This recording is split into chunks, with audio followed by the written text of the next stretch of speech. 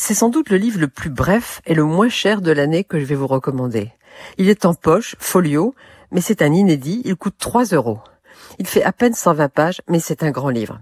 Ça ne vous étonnera pas quand je vous citerai son auteur, c'est Nathalie Azoulay, et ça s'appelle « Petit éloge de nos sœurs ». Vous comprendrez tout de suite ce que je veux dire par grand livre, si vous allez à la toute fin, quand Nathalie Azoulay cite ses sources, tout ce qu'elle a lu et consulté pour écrire ce petit éloge de nos sœurs, qui se compose d'un long prologue et de 2 parties, être une sœur, ce qui est son cas, et faire des sœurs, ce qui est son cas aussi, puisqu'elle a fait 2 filles.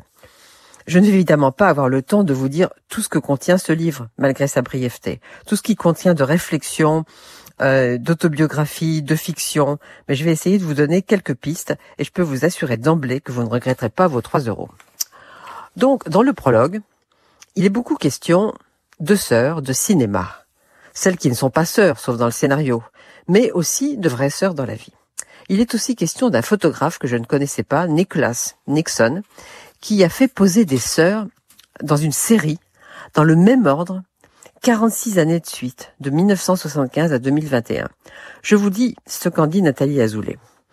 C'est bien le fil du temps qui tisse le nid, celui qui court entre les membres de la portée, une combinatoire de traits qu'on pourrait observer des heures à la loupe, comme Proust lors de son bal des fêtes.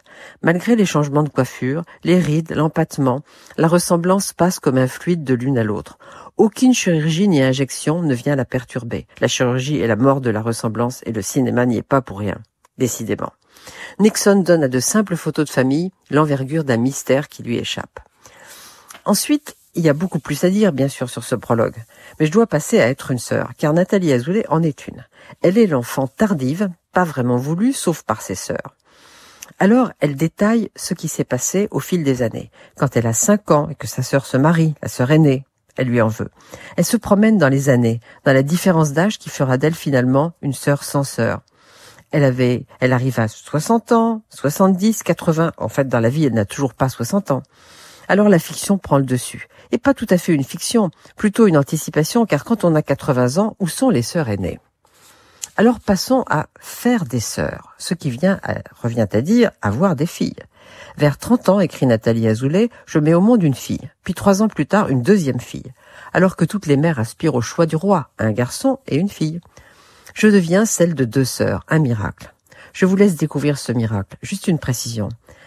La grande aime façonner la petite, et la petite lui résiste. Il me revient souvent d'arbitrer, mais mon luxe, c'est de laisser faire sans jamais sortir le carton jaune. Qu'elle se débrouille.